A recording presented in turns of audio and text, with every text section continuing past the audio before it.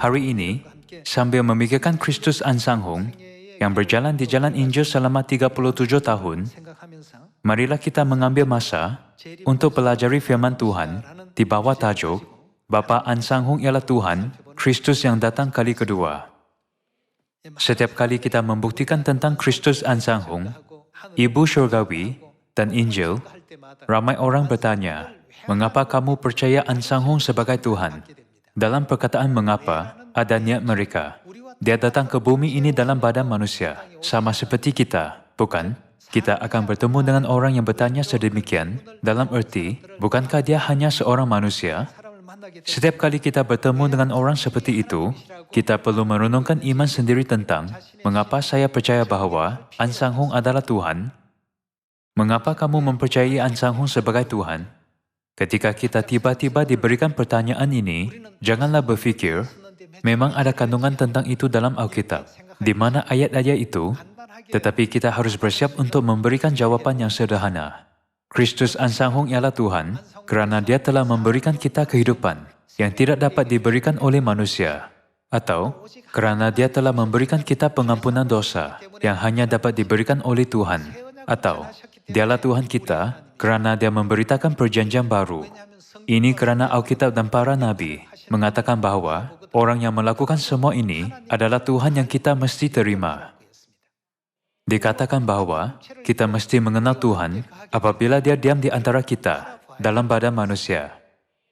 2000 tahun dahulu, ketika Yesus datang ke bumi ini, ramai orang meragui Dia dan berfikir, adakah Dia benar-benar Kristus, atau Dia seorang Nabi, atau Dia hanya seorang guru yang pandai mengajar Alkitab? Pada suatu hari, Yesus bertanya kepada murid-muridnya, menurut pendapat orang, siapakah aku ini? Jawab mereka, ada yang berkata Elia, dan yang lain berkata Yeremia, atau seorang daripada Nabi. Yesus bertanya kepada mereka, tetapi menurut kamu, siapakah aku ini? Orang ramai menganggap Yesus sebagai seorang Nabi, atau guru yang lebih berpengetahuan mengenai hukum Taurat daripada orang lain. Namun, Petrus berkata, engkau ialah Kristus, anak Tuhan yang hidup. Ramalan mengenai anak Tuhan telah diberikan melalui Nabi Yesaya 700 tahun sebelum Yesus datang ke bumi.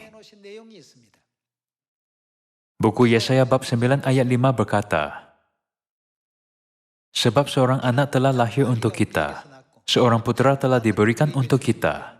Lambang pemerintahan ada di atas bahunya, dan namanya disebutkan orang, penasihat ajaib, Tuhan yang perkasa, Bapa yang kekal, Raja damai. Bukankah ini ditulis oleh Nabi Yesaya? Maksud Petrus berkata, engkau ialah Kristus, anak Tuhan yang hidup, adalah dia mengaku, engkau ialah Tuhan yang telah datang ke bumi ini sebagai anak. Betapa gembiranya Yesus. Yesus tidak pernah menyatakan identitinya, tetapi mendengar jawaban Petrus seperti itu, lalu dia berkata, berbahagialah engkau, Simon bin Yunus, yang memberitahumu bukannya manusia, tetapi Bapa-Ku di syurga. Hari ini, Anda dan saya sudah tahu mengenai hakikat bahawa Kristus Ansanghong ialah Tuhan. Namun, Dia yang memberitahu kita bukannya manusia, tetapi siapa? Kita dapat memahami bahawa Tuhan di syurga telah mengizinkan kita untuk mengetahuinya, bukan? Kalau begitu, atas dasar apa kita mengatakan bahawa Kristus Ansanghong ialah Kristus yang datang kali kedua dan Tuhan? Kerana Dia telah membina Sion, atau kerana Dia telah memenuhi ramalan Daud, ataupun kerana Dia telah memberikan kita kehidupan kekal, kerana Dia telah memberikan kita pengampunan dosa. Kita boleh memberi beberapa jawapan sederhana, tetapi hari ini, marilah kita mengambil masa untuk mengenal Dia di bawah tajuk Kristus Ansanghong ialah Tuhan, kerana Dia telah memberikan kita buah pokok kehidupan di Taman Eden. Menurut ajaran di dalam buku Yohanes, bab 5 ayat 39, Alkitab wujud untuk memberi kesaksian tentang Tuhan. Kamu menyelidiki kitab-kitab suci, sebab kamu menyangka bahwa olehnya kamu mempunyai hidup yang kekal. Kitab-kitab suci itu memberi kesaksian tentang aku. Semua Kristus yang muncul di luar Alkitab ialah pendusta dan Kristus palsu. Dia seharusnya dapat menunjukkan bukti yang jelas melalui Alkitab. Kitab-kitab suci itu memberi kesaksian tentang aku. Bermaksud bahwa Alkitab ialah kad pengenalan Tuhan, bukan? Kad pengenalan Anda mengandungi tahun kelahiran dan nama Anda. Adakah pengenalan yang mengandungi bahkan cap jari pun? Identiti penuh Anda terkandung dalam kad pengenalan Anda. Memandangkan Tuhan berkata, Alkitab itu memberi kesaksian tentang aku. Kita dapat mencari semua maklumat tentang Tuhan di dalam Alkitab. Ada cap jari Dia, kelahiran Dia, di mana Dia akan muncul, bila Dia akan muncul, dan Dia akan muncul dengan apa. Pasti ada bukti dari Alkitab dan para nabi. Sekiranya bukti mereka tidak sama dengan kad pengenalan ini, mereka semua Kristus palsu atau anti-Kristus. Marilah kita pastikan bahwa Dia yang memberikan kita buah pokok kehidupan di Taman Eden ialah Tuhan. Pertama sekali, marilah membuka buku Matius bab 13. Bab 13 ayat 34 berkata, semuanya itu disampaikan Yesus kepada orang banyak dalam perumpamaan, dan tanpa perumpamaan, suatu pun tidak disampaikannya kepada mereka. Supaya genaplah firman yang disampaikan oleh Nabi, aku mau membuka mulutku mengatakan perumpamaan. Aku mau mengucapkan hal yang tersembunyi sejak dunia dijadikan. Dalam bab 13 ayat 35, kita dapat melihat ungkapan tersembunyi sejak dunia dijadikan. Itu bermaksud bahwa ada rahasia penting yang disembunyikan oleh Tuhan sejak penciptaan dunia. Seperti yang Anda ketahui dengan baik, antara 66 buah buku Alkitab, buku manakah yang mengandungi catatan penciptaan dunia? Oleh itu, marilah kita periksa pengenalan Tuhan satu demi satu dari buku Kejadian. Kerana begitu banyak Kristus palsu dan nabi palsu muncul di bumi ini, kita perlu melihat kad pengenalan Kristus dengan lebih teliti untuk mengenali Kristus yang sebenar. Sebab saya mengatakan hal ini kepada Anda hari ini adalah kerana Bapa berkata, mulai sekarang, beritakanlah Tuhan sebanyak mungkin. Selepas mendengar firman Bapa, saya membaca seluruh buku kisah para rasul. Saya menyadari bahawa mesej paling penting yang diberitakan oleh semua rasul adalah Yesus ialah Kristus. Memberitakan Tuhan yang datang ke bumi ini dalam badan manusia pada zaman anak adalah misi besar bagi mereka. Kalau begitu, apa yang harus kita lakukan sebagai umat Tuhan yang hidup pada zaman Roh Kudus ini? Adakah kita memberitakan berita Kristus Ansanghong ialah Tuhan kita kepada semua bangsa seperti yang dilakukan oleh gereja awal? Sudah tentu, kita memberitakan kebenaran tentang hari Sabat, Paskah, dan Perjanjian Baru. Tetapi saya berfikir, kita tidak memberitakan kebenaran mengenai Bapa dan Ibu sebanyak kita memberitakan kebenaran-kebenaran yang lain. Jadi hari ini, atas semuanya, marilah memfokuskan pokok pengetahuan tentang yang baik dan yang jahat, serta pokok kehidupan di dalam buku Kejadian bab 2. Marilah melihat bab 2 ayat 8. Selanjutnya Tuhan membuat taman di Eden, di sebelah timur. Disitulah ditempatkannya manusia yang dibentuknya itu. Lalu Tuhan menumbuhkan berbagai-bagai pohon dari bumi yang menarik dan yang baik untuk dimakan buahnya, dan pohon kehidupan di tengah-tengah taman itu, serta pohon pengetahuan tentang yang baik dan yang jahat. Tuhan meletakkan taman Eden di bumi sebagai bayangan untuk mengajar kita tentang kerajaan syurga abadi yang kita akan pergi. Di sana, Tuhan meletakkan pokok kehidupan serta pokok pengetahuan tentang yang baik dan yang jahat.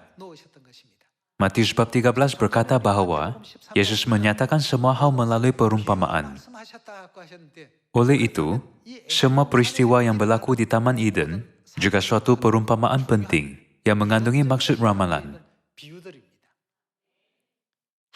Di dalam buku Wahyu bab 12, Tuhan telah menafsirkan ular tua yang menipu Hawa sebagai iblis atau syaitan.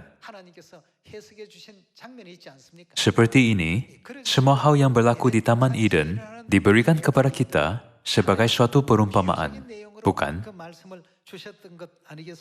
Marilah melihat tentang pokok kehidupan serta pokok pengetahuan tentang yang baik dan yang jahat di dalam buku Kejadian bab 2 ayat 17. Tetapi pohon pengetahuan tentang yang baik dan yang jahat itu, janganlah kau makan buahnya, sebab pada hari engkau memakannya, pastilah engkau mati. Namun, dalam buku Kejadian bab 3, Adam dan Hawa tergoda oleh ular, yaitu syaitan, dan akhirnya makan buah pokok pengetahuan tentang yang baik dan yang jahat. Marilah melihat bab 3 ayat 1. Adapun ular ialah yang paling cerdik dari segala binatang di darat yang dijadikan oleh Tuhan. Ular itu berkata kepada perempuan itu, tentulah Tuhan berfirman, semua pohon dalam taman ini jangan kamu makan buahnya, bukan? Lalu sahut perempuan itu kepada ular itu, buah pohon-pohonan dalam taman ini boleh kami makan. Tetapi tentang buah pohon yang ada di tengah-tengah taman, Tuhan berfirman, jangan kamu makan, ataupun raba buah itu, nanti kamu mati. Tetapi ular itu berkata kepada perempuan itu, sekali-kali kamu tidak akan mati. Tetapi Tuhan mengetahui bahwa pada waktu kamu memakannya, matamu akan terbuka, dan kamu akan menjadi seperti Tuhan, tahu tentang yang baik dan yang jahat. Perempuan itu melihat bahwa buah pohon itu baik untuk dimakan dan sedap kelihatannya. Lagi pula pohon itu menarik hati karena memberi pengertian. Lalu ia mengambil dari buahnya dan dimakannya, dan diberikannya juga kepada suaminya yang bersama-sama dengan dia. Dan suaminya pun memakannya. Maka terbukalah mata mereka berdua, dan mereka tahu bahwa mereka telanjang. Lalu mereka menyemat daun pohon ara dan membuat cawat. Akhirnya, Adam dan Hawa tergoda oleh iblis dan makan buah terlarang itu. Mengenai pokok itu, Tuhan berkata, pada hari engkau memakannya, pasti mati. Itu adalah firman Tuhan. Tetapi apakah ular itu katakan? Dia menggunakan ungkapan yang bertentangan seperti ini. Walaupun makan, kamu pasti tidak akan mati. Akhirnya, Adam dan Hawa melakukan dosa asal dengan makan buah pokok pengetahuan tentang yang baik dan yang jahat. Akhirnya, semua manusia ditakdirkan mati kerana mewarisi dosa Adam dan Hawa. Kalau begitu, tiada cara bagi manusia untuk dibebaskan dari kutukan abadi, pokok pengetahuan tentang yang baik dan yang jahat. Ini sangat penting. Kandungan buku Kejadian ini sangat terkenal, sehingga kebanyakan orang yang tidak beriman pun mengetahuinya.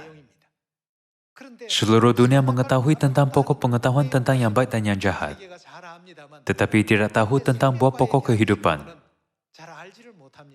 Marilah melihat ajaran Tuhan mengenai buah pokok kehidupan di dalam buku Kejadian, bab 3 ayat 22.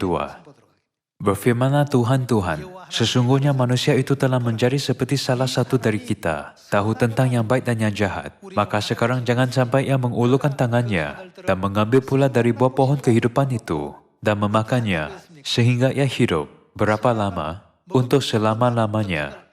Tuhan mengajar ciri-ciri.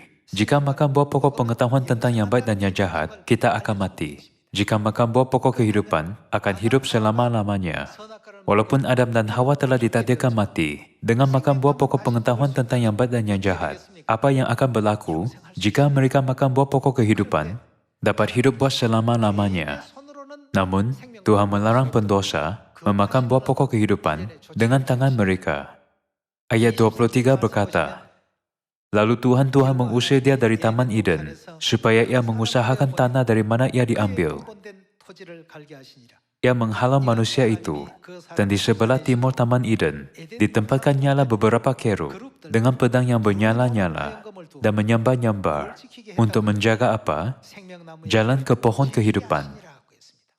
Akhirnya, Adam dan Hawa dihalau dari Taman Eden, dan Tuhan mengawal jalan ke pokok kehidupan dengan menempatkan kerub dengan pedang yang bernyala-nyala dan menyambar-nyambar, supaya tiada orang dapat mendekatinya. Ada satu perkara khusus yang harus kita perhatikan di sini. Siapakah yang menghalang jalan ke pokok kehidupan di Taman Eden? Jalan itu dihalang oleh Tuhan menurut perintahnya. Kalau begitu, siapakah yang dapat membuka semula jalan itu? Hanya Tuhanlah yang dapat melakukannya. Kalian semua, setiap watak di dalam filem atau drama ada peranan sendiri. Watak utama, ibu atau bapanya, orang di sekelilingnya, atau orang yang selalu mengganggu watak utama. Semua orang memainkan peranan yang berbeza. Alkitab mengajar kita bahwa peranan yang membuka jalan ke pokok kehidupan hanya dapat dilakukan oleh Tuhan. Walaupun seseorang membaca Alkitab 10 juta kali, peranan ini tidak akan diberikan kepada dia. Peranan ini hanya dapat dimainkan oleh Tuhan setelah dia datang. Kerana semua perintah ini ialah perintah Tuhan. Tiada orang yang dapat membatalkan perintahnya kecuali dia. Pada zaman dinasti, bukankah perintah raja memiliki kuasa hebat? Jika seorang gubernur berkata, "Saya tidak akan mematuhi perintah raja," dia akan dihukum mati. Semua orang harus mematuhinya. Inilah yang apa berlaku di kalangan manusia, bahkan di planet kecil bumi ini pun. Kalau begitu, siapa di seluruh alam semesta yang tidak akan mematuhi perintah Tuhan? Tidak ada seorang pun. Jika Tuhan berkata, "Tutuplah jalan itu," maka siapa yang harus mengatakan, "Bukalah jalan itu, agar jalan ke pokok kehidupan"? Hanya Tuhan sahaja, bukan? Oleh itu, jika orang bertanya, "Mengapa Ansang Hong ialah Tuhan?" Anda boleh mengatakan, menurut Alkitab, hanya Tuhanlah yang dapat membuka jalan ke pokok kehidupan, lalu menjelaskan tentang pokok kehidupan. Menurut buku Matius bab 13, apakah semua kisah tentang pokok kehidupan dan pokok pengetahuan tentang yang baik dan yang jahat? Perumpamaan. Ular melambangkan iblis, dan Adam melambangkan Kristus, yaitu Dia yang akan datang. Kalau begitu, kita perlu mengetahui apa itu buah pokok kehidupan. Apakah realiti buah pokok kehidupan yang kita dapat memperoleh kehidupan kekal dengan makan? Marilah melihat ajaran yang diberikan Tuhan mengenai ini di dalam buku Yohanes bab 6, ayat 53. Maka kata Yesus kepada mereka, "Aku berkata kepadamu, sesungguhnya jikalau kamu tidak makan daging anak manusia dan minum darahnya, kamu tidak mempunyai hidup di dalam dirimu. Barang siapa makan dagingku dan minum darahku, yang mempunyai apa? Hidup yang kekal." Sila baca buku Yohanes bab 6 dengan teliti. Menurut sejarah buku Kejadian, tidak ada cara bagi manusia untuk memperoleh kehidupan kekal selain memakan buah pokok kehidupan. Menurut buku Yohanes bab 6, pada 2000 tahun dahulu, Yesus, yaitu Tuhan yang datang ke bumi ini dalam badan manusia, berkata, "Orang yang makan dagingku dan minum darahku mempunyai apa? Orang yang makan daging anak manusia dan minum darahnya memperoleh kehidupan kekal." Adakah ini bermaksud bahawa Tuhan telah membuat 2 atau 3 cara untuk memperoleh kehidupan kekal selain buah pokok kehidupan? Perjanjian Lama adalah bayangan, dan Perjanjian Baru adalah realiti. Daging dan darah Yesus dalam Perjanjian Baru adalah realiti buah pokok kehidupan yang muncul sebagai bayangan dalam Perjanjian Lama. Ini kerana akan hidup kekal jika kamu makan buah pokok kehidupan di Taman Eden. Tetapi buku Yohanes bab 6 berkata, kamu akan hidup kekal jika kamu makan daging anak manusia dan minum darahnya. Dalam erti kata lain, realiti pokok kehidupan dalam perumpamaan adalah daging dan darah Yesus sendiri. Kita dapat memastikan hakikat ini melalui Alkitab.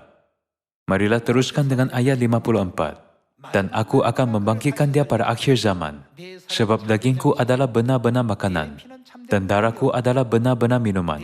Barang siapa makan dagingku dan minum darahku, ia tinggal di dalam aku, dan aku di dalam dia. Sama seperti Bapa yang hidup mengutus aku, dan aku hidup oleh Bapa, demikian juga barang siapa yang memakan aku, akan hidup oleh aku. Barang siapa yang memakan Yesus, akan hidup. Oleh itu, kita dapat memahami dengan mudah bahawa Yesus ialah buah pokok kehidupan di Taman Eden.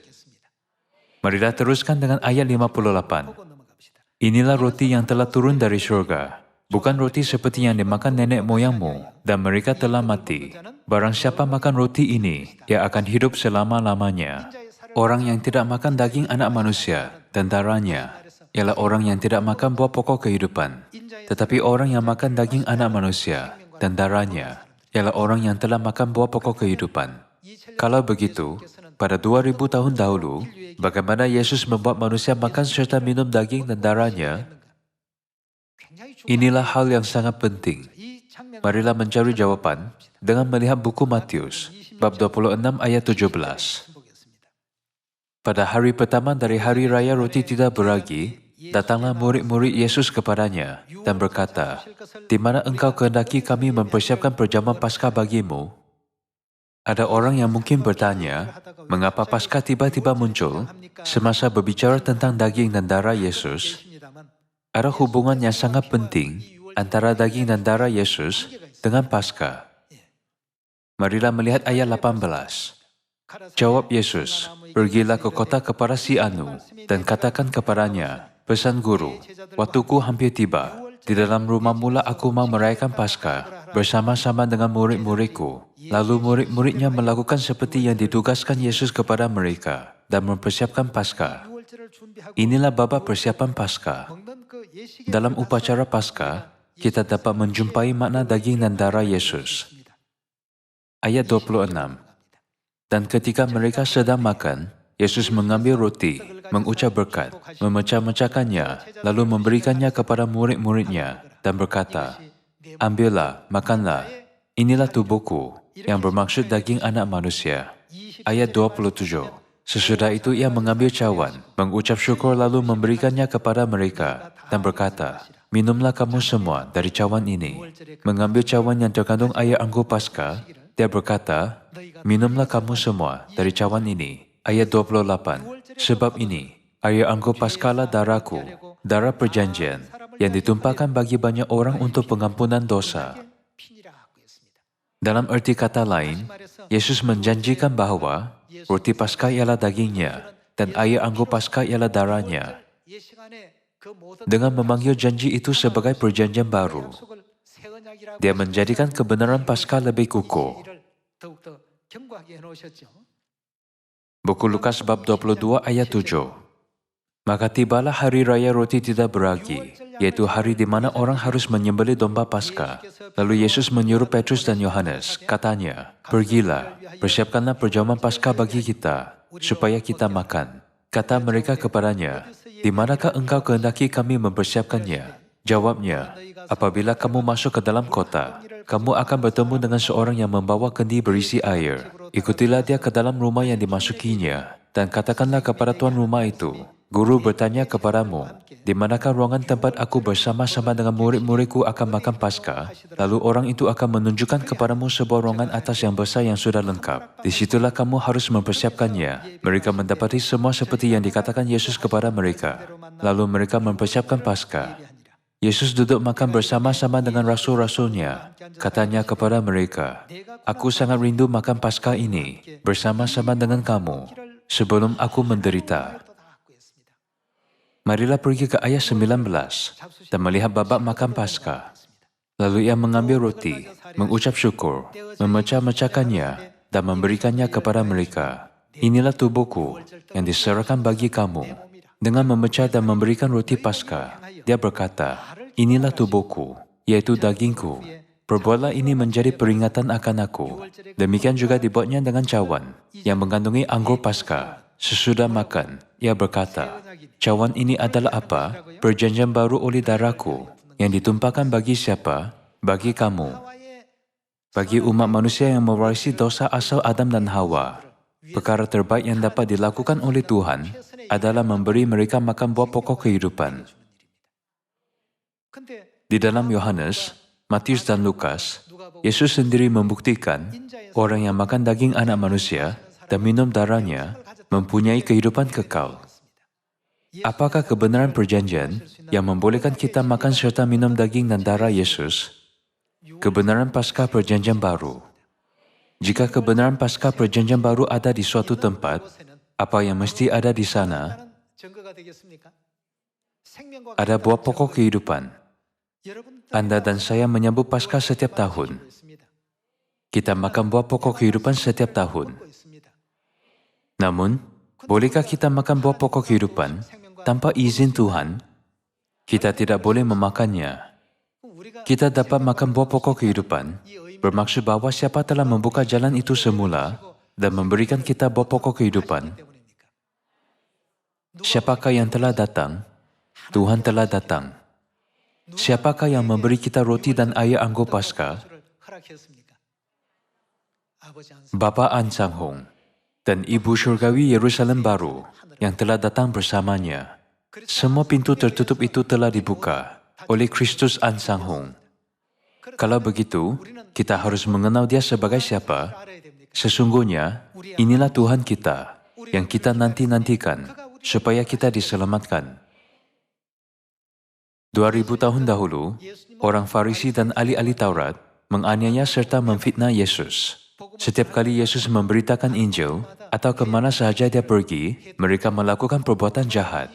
Bahkan pada zaman ini pun, orang seperti itu pasti ada. Marilah melihat buku Yesaya, bab 51 ayat 7. Dengarlah aku, wahai kamu yang mengetahui kebenaran, wahai umat yang menaruh hukumku dalam hatinya, jangan takut terhadap celaan manusia, dan jangan kecut hati terhadap hujahan mereka. Pasti akan ada orang yang takut dan kecut hati kerana hal seperti itu. Sebab itulah, Tuhan sudah memberikan amaran melalui Nabi Yesaya. Ayat 8. Kerana gegat akan memakan mereka seperti pakaian, dan gegat akan memakan mereka seperti bulu domba. Tetapi kebenaran daripadaku kekal adanya, dan penyelamatan daripadaku tetap turun-temurun. Bangunlah, bertindaklah, gunakanlah kekuatanmu, wahai tangan Tuhan. Bertindaklah seperti pada zaman dahulu, pada zaman angkatan purbakala. Bukankah engkau yang mencencang Rahab, yang menikam naga itu? Bukankah engkau yang mengeringkan laut, air samudera raya, yang membuat lautan dalam menjadi jalan, supaya orang yang ditebus dapat menyeberang? Orang yang ditebus Tuhan akan pulang, dan memasuki Sion dengan sorak-sorai. Kesukaan kekal akan menghiasi kepala mereka. Mereka akan memperoleh kesukaan dan kegembiraan, sedangkan duka cita dan keluh kesah akan menghilang. Kalian semua, kerana hal ini sudah diramalkan, ketika kita memberitakan Kristus An Sang Hong dan Ibu Syurgawi Yerusalem Baru, pasti akan ada celaan. Akan ada celaan, kerana ini sudah diramalkan. Namun, jika kita berputus asa, kerana takut akan celaan, kita tidak boleh mengatakan bahawa kita ialah umat Tuhan yang menaruh hukumnya dalam hati kita. Oleh itu, hari ini, marilah kita memikirkan sekali lagi tentang Bapa yang memberikan pokok kehidupan kepada manusia sambil berjalan di jalan Injil selama 37 tahun dengan memakai badan manusia. Alkitab dan para Nabi setegasnya membuktikan fakta bahawa Dia ialah Tuhan kita. Marilah melihat buku Yesaya, bab 25 ayat 6. Tuhan semesta alam akan menyediakan di Gunung Sion ini bagi segala bangsa-bangsa suatu perjamuan dengan masakan yang bergemuk, suatu perjamuan dengan anggur yang tua benar. Tuhan akan menyediakan suatu perjamuan dengan anggur yang tua benar, masakan yang bergemuk dan bersumsum, anggur yang tua yang disaring endapannya, dan di atas gunung ini Tuhan akan mengoyakkan kain perkabungan yang diselubungkan kepada segala suku bangsa, dan tudung yang ditudungkan kepada segala bangsa-bangsa. Ia akan meniadakan maut untuk seterusnya. Meniadakan maut untuk seterusnya dengan apa? Dengan anggur yang tua benar. Dalam erti kata lain, dengan roti dan air anggur Paskah. Marilah teruskan dengan ayat 8. Ia akan meniadakan maut untuk seterusnya, dan Tuhan akan menghapuskan air mata daripada segala muka, dan aib umatnya akan dijauhkannya dari seluruh bumi, sebab Tuhan telah mengatakannya. Ayat 9. Pada waktu itu orang akan berkata, sesungguhnya, inilah siapa? Tuhan kita, yang kita nanti-nantikan, supaya kita diselamatkan. Sesungguhnya, Tuhanlah yang membawa pokok kehidupan kepada manusia. Kebenaran pokok kehidupan dinyatakan sebagai Paskah sekarang. Betul? Nabi Yesaya membuktikan bahawa Dia yang membawa kebenaran kehidupan Paskah kepada manusia ialah Tuhan kita. Dan semua 66 buah buku Alkitab juga memberitahu kita tentang hari yang Tuhan akan datang ke bumi ini. Apabila ranting-ranting pokok ara melembut dan mulai bertunas, aku akan berdiri di ambang pintu dan mengetuk. Semuanya tertulis di dalam Alkitab. Bukankah itu sangat menakjubkan? Dia yang datang ke bumi ini dengan bukti yang pasti ini ialah Kristus Ansanghong, Bapa Surgawi kita, bukan? Dia datang ke bumi ini untuk memberi manusia pokok kehidupan, yaitu Paskah. Apabila dia datang ke Israel 2000 tahun dahulu, dia menubuhkan Paskah perjanjian baru, walaupun dianiaya dan dihina, kemudian naik ke surga. Betul? Kedatangannya yang kedua juga sama. Marilah melihat ramalan Ibrani, bab 9 sekali lagi. Ayat 27. Demikian pula Kristus hanya satu kali saja mengorbankan dirinya untuk menanggung dosa banyak orang. Apabila dia datang ke bumi ini buat kali pertama, dia datang untuk menjadi korban penebusan. Sesudah itu, dia tidak muncul lagi. Ia akan menyatakan dirinya sekali lagi tanpa menanggung dosa untuk menganugerahkan keselamatan kepada mereka yang menantikan dia. Sekiranya dia tidak datang ke bumi ini sekali lagi, dapatkah manusia dikurniakan keselamatan? Tidak. Ini kerana syaitan mulai memusnahkan kebenaran dengan sungguh-sungguh bermula sekitar abad keempat setelah Yesus naik ke syurga. Pada tahun 321, dia membawa ibadah hari Ahad.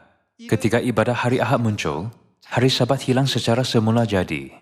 Paskah dimasukkan pada tahun 325. Apakah yang muncul? Setelah Paskah dimusnahkan, dia membawa Christmas pada tahun 354. Dalam cara ini, syaitan memusnahkan dengan licik kebenaran perjanjian baru, sepenuhnya dari bumi ini. Walaupun seseorang ingin menyambut Paskah, tidak dapat menyambutnya kerana dunia ini telah menjadi keadaan itu. Paskah telah dimusnahkan, bermaksud bahawa jalan ke pokok kehidupan yang dibuka oleh Tuhan itu telah lenyap, bukan? Sebab itulah, dikatakan dalam buku Ibrani, bab 9 ayat 28, bahawa Tuhan harus datang sekali lagi untuk mengurniakan keselamatan kepada kita. Kerana hanya Tuhan dapat membuka jalan itu. Kalau begitu, Kristus yang muncul sekali lagi ialah Tuhan, dan Dia harus membawa pokok kehidupan.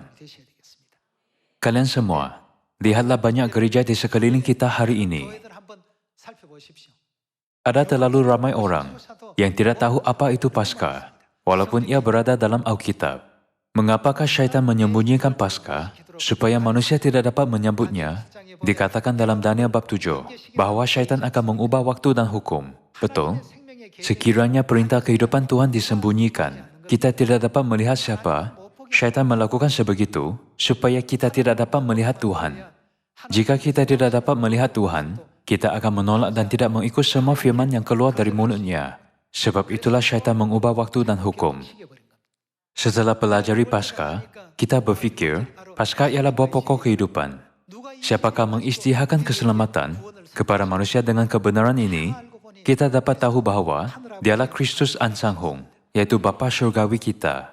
Sebab itulah, di dalam buku Yesaya bab 25, Nabi Yesaya berkata, sesungguhnya inilah Tuhan kita yang kita nanti-nantikan supaya kita diselamatkan.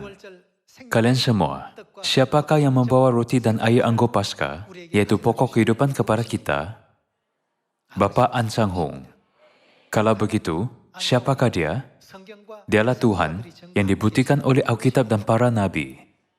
Tuhan telah datang ke bumi ini sekali lagi demi menyelamatkan kita, yaitu pendosa yang ditakdirkan mati. Dia telah datang ke bumi ini dengan satu tujuan, yang menyelamatkan anak-anaknya, lalu memberitakan Paskah perjanjian baru. Dengan mempraktikkan kebenaran ini, hari ini kita telah memperoleh keselamatan dan kerajaan syurga. Kita hidup dalam kebahagiaan ini. Marilah kita membuktikan tentang Bapa kita di Samaria dan ke penghujung bumi dengan berkata, Kristus Ansanghong ialah Tuhan sebenar. Saya meminta anda semua akan menjadi anak-anak Sion yang memberitakan Injil terakhir kita sekuatnya. Saya harap anda menerima rahmat Tuhan melalui firman hari ini. Sekian terima kasih.